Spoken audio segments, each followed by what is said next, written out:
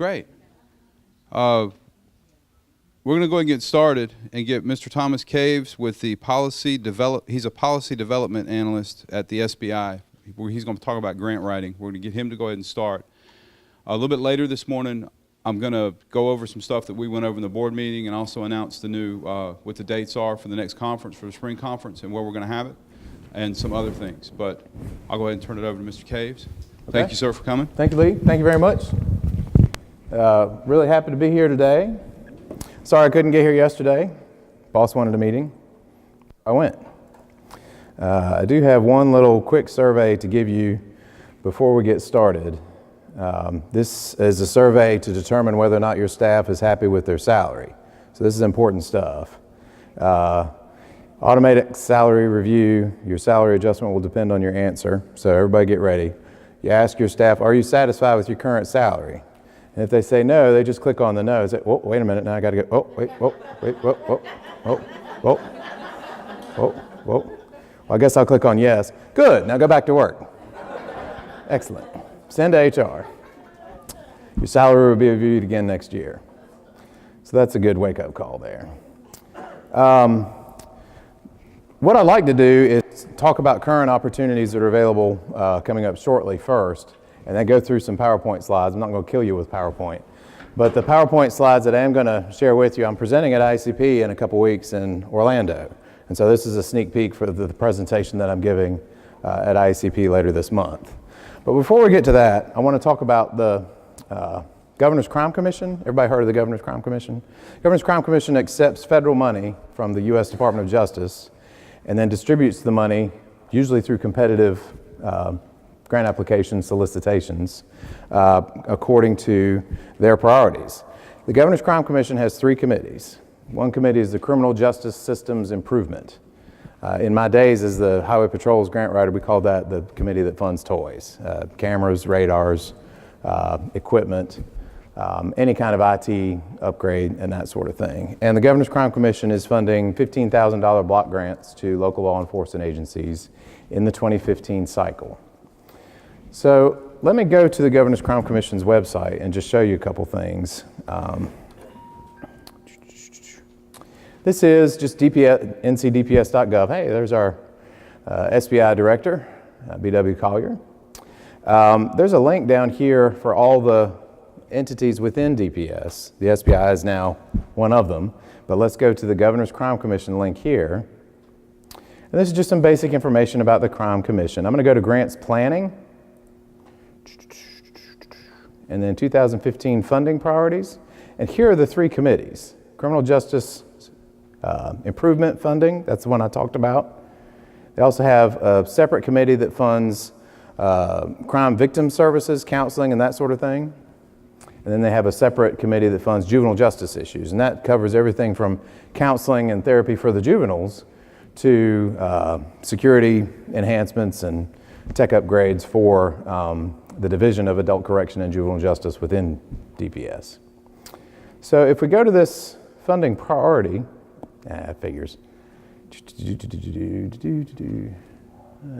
Let's go over here. Okay, so it gives you just this handout. And again, I just went to ncdps.gov, and then Governor's Crime Commission, and then grants planning. And it gives you this little handout that talks about what they're going to fund. The Governor's Crime Commission announces in the final quarter of the calendar year. So this is the time when they announce what they're looking to fund in the next calendar year.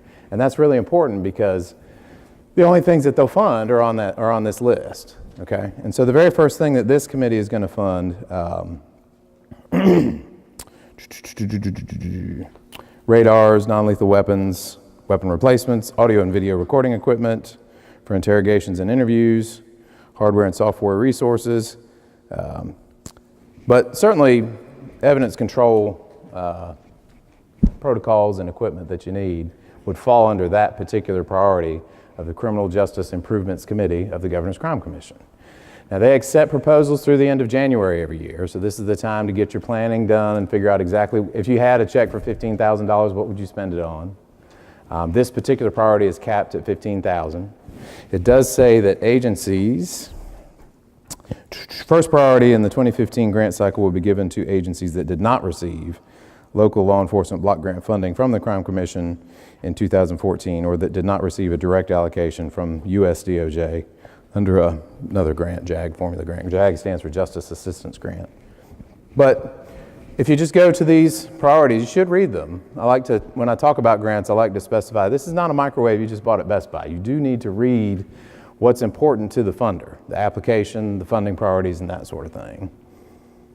And that's how you find out about the current opportunities. So again, Governor's Crime Commission, I'll do that one more time. Grants planning, funding priorities, and then if I just go straight to that particular committee's list, I'll click there and then click CGI's Criminal Justice Improvements, and that's there. Okay. There are other priorities within this committee for training, for prescription drug overdose intervention and enforcement, reentry, gang prevention, specialty courts, et cetera. But that local law enforcement block grant, that priority number 1 under the Criminal Justice Improvements Committee, is probably your best bet for this particular group. Okay? Neil has my email, so if you have, and I have business cards up here, you're welcome to grab one. If you certainly want to ask me anything or want me to have you email slides or anything else, I'm happy to do that. Just grab a business card. Okay. Now it's time for PowerPoint. Woohoo! Okay. So, again, I'm Thomas Caves, and I'm currently with the State Bureau of Investigation. For a number of years, I was with the Highway Patrol. I was the Highway Patrol's first full-time grant writer.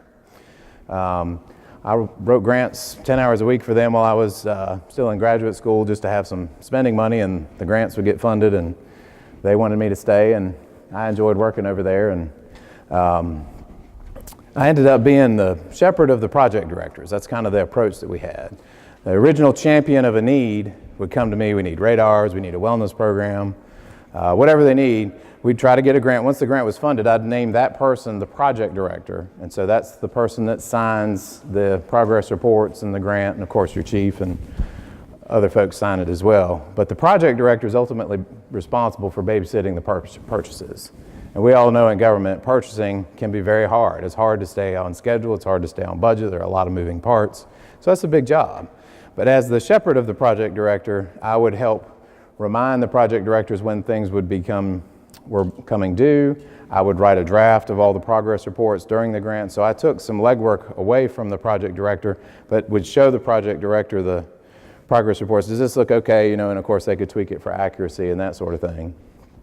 But that freed up the project director to spend time on the actual work instead of on the grant. So that approach seemed to work really well. So when I teach this presentation, I like to cover some basics, and a lot of you may already know this stuff, but for the first couple slides, I like to not assume that everybody's an expert in grants. And so I like to remind you that grants are not a blank check for you to do with as you please. They're a great way to stretch internal dollars. The very first grant I wrote for the Highway Patrol, they got a one-time, what we call non-recurring appropriation from the General Assembly for computers for the cars. This is in the mid-90s. And they wanted me to write a grant for software. And I was like, well, we can do that, but why don't we use the non-recurring appropriation that we have as leverage to match a much larger grant? So we got about 800 mobile data computers out of that first grant. Got about $2.5 million worth of mobile data computers. Then the 10 hours a week grew to 20 and 30. Let's see.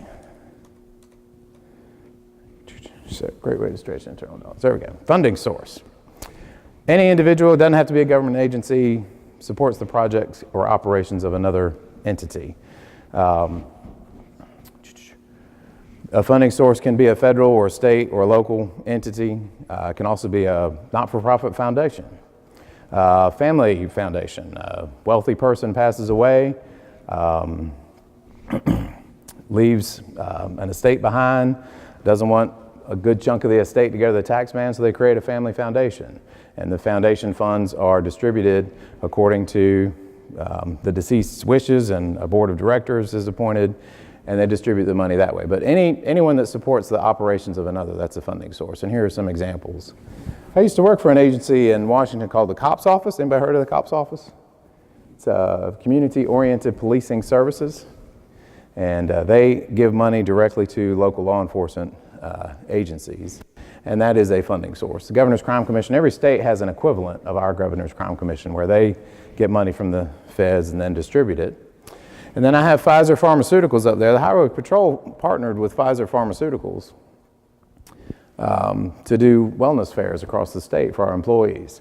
Employees and their family members were welcome to come. Troopers really liked it because they got to drive to the health fairs in their patrol cars on state gas.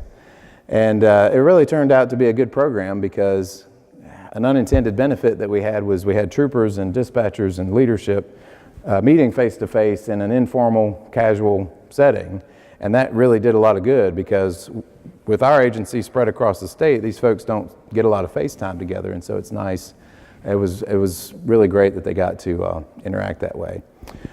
Here in North Carolina, we also have the Governor's Highway Safety Program. They administer US DOT funds, and that supports highway safety programs. All right. So in my slides, I like to distinguish between government grants and nonprofit grants. When I teach my two-day class, most of the class, I approach the two as very much similar because you got to be able to write a competitive proposal, and they have very similar tenets in both government world and nonprofit world. But just for the next couple slides, I like to distinguish between the two. And this is not something I've gotten out of a textbook. This is just based on my experience with the Highway Patrol and now with the SBI. There are 4 keys to getting government grants year in and year out, and that's why I call this presentation Grant Writing Fundamentals, because this stuff doesn't change. First of all, first key to getting government grants, you have to be able to recognize the different types of grants that the government offers. So we'll talk about that. Usually in law enforcement world, when we hear the word politics, we run as far as we can and as fast as we can the other direction, right? Well, politics is in fact that process where we decide how to spend the taxpayer revenue.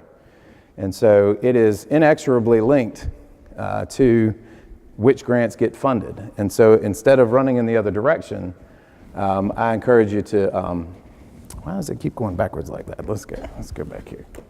Let's see. Sorry about that. I encourage you to learn about how politics influences what grants get funded. Must be hitting something. All right. I call the third key agency intel. You obviously have to research the funding source and find out all you can about that. And there's no getting around it. You got to be able to write well. Being able to convince folks to help you spend your bills requires good writing. There's just no way around it.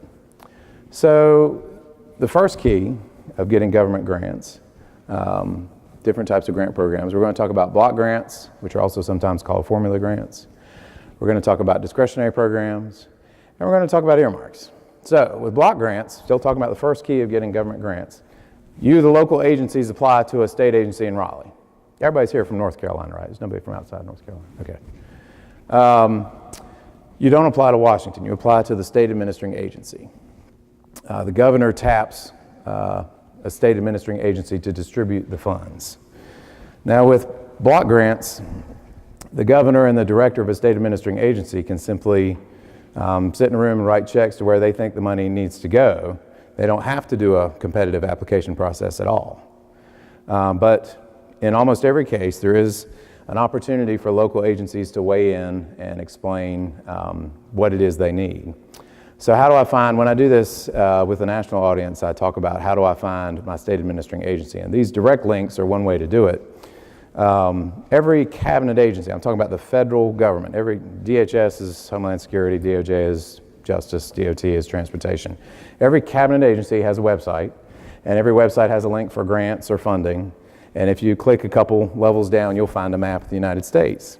And you just click on your state. Oh, let's click on North Carolina, why don't we? And that gives you all the contact information for all the people that administer grant funding from that department to your state. And so that's good information to know. And of course, it's going to list the Governor's Crime Commission here because they are the state administering agency for US DOJ funds. And that's all the information for US DOJ block grant money coming to a state administering agency. Make sense? With Homeland Security, it's typically your state emergency management offices. That's who it is here in North Carolina Division of Emergency Management. The state administering agency for Homeland Security dollars in the state of Michigan. Anybody want to guess who that is? I've always thought this was really interesting. The Michigan State Police is the state administrator. They're the ones that receive all Homeland Security money bound for Michigan that are funded through this block grant process. And so here are all the contacts for the state administering agencies for Homeland Security dollars. And a funding source that's often overlooked is the U.S. Department of Transportation. You know, if you can tie your program to highway safety in any way, U.S. DOT will sit up and take notice. And so we're here in Region 3, North Carolina, Governor's Highway Safety Program. So that's how we find the state administering agencies for block grant money.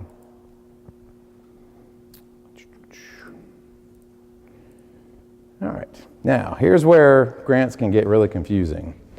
With block grant money, this is why I harp on this every time I teach, because I don't find that this is discussed in a lot of other grant presentations or classes.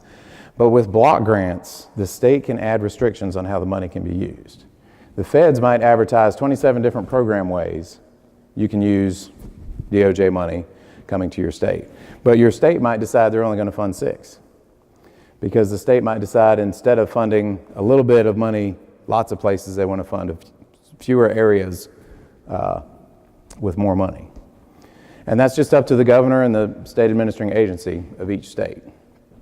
So if you see a federal grant application, but it's a block grant, you need to make sure you're applying to the state and not the feds, because the federal grant application is not going to take into account those extra restrictions that the state adds. And that's important. After 9/11, Nextel did this great workshop all over the country saying, hey, you can use Homeland Security money to buy our phones. We'll prioritize your calls, and you won't be out any money because you can just use the grant money to